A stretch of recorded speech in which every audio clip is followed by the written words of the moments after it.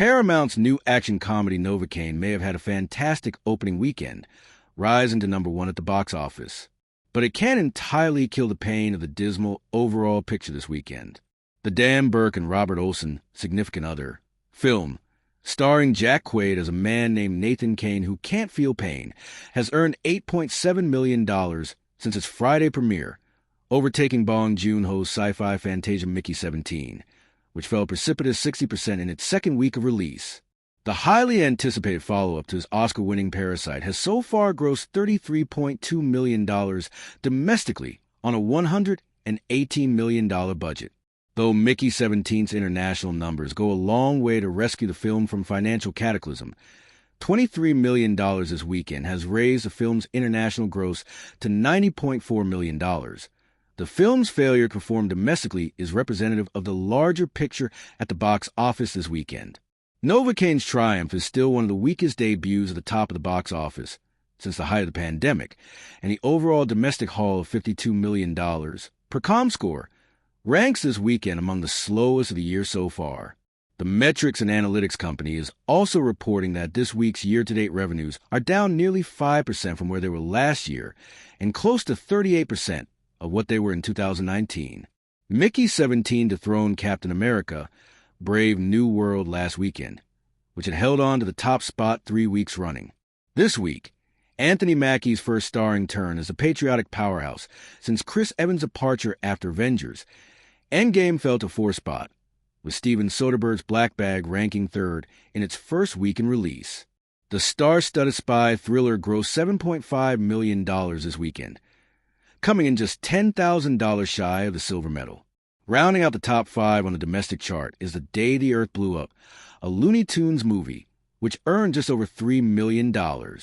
As is often the case, the international and global pictures tell a slightly altered version of the same story, with Mickey 17, Black Bag, and Brave New World still holding on to the numbers 2, 3, and 4 spots at $23 million, $11.7 million, and $11.5 million international weekend grosses, respectively. But expanding the frame of the world, Novocaine falls to the 5th spot, with a $10.5 million weekend gross.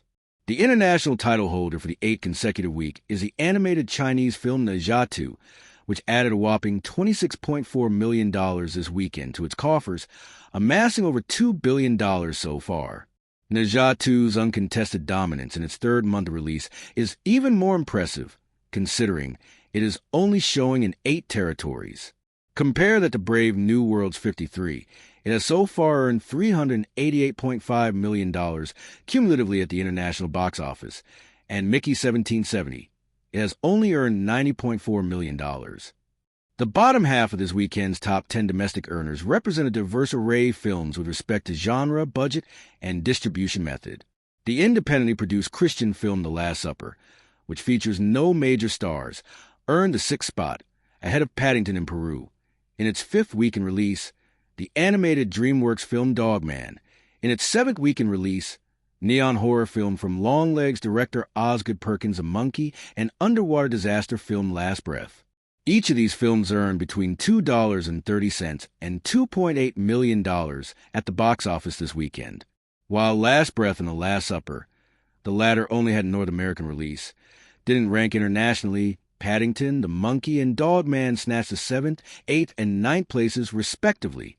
The Day the Earth Blew Up came in 10th at the international box office with $3.3 million this weekend, while Bridget Jones, Mad About the Boy, continues to do great business in the UK, earning the 6th spot in its 4th week in release. The 4th entry in the Renee Zellweger rom-com series grossed $5.6 million this weekend, leading to a $120.6 million cumulative total.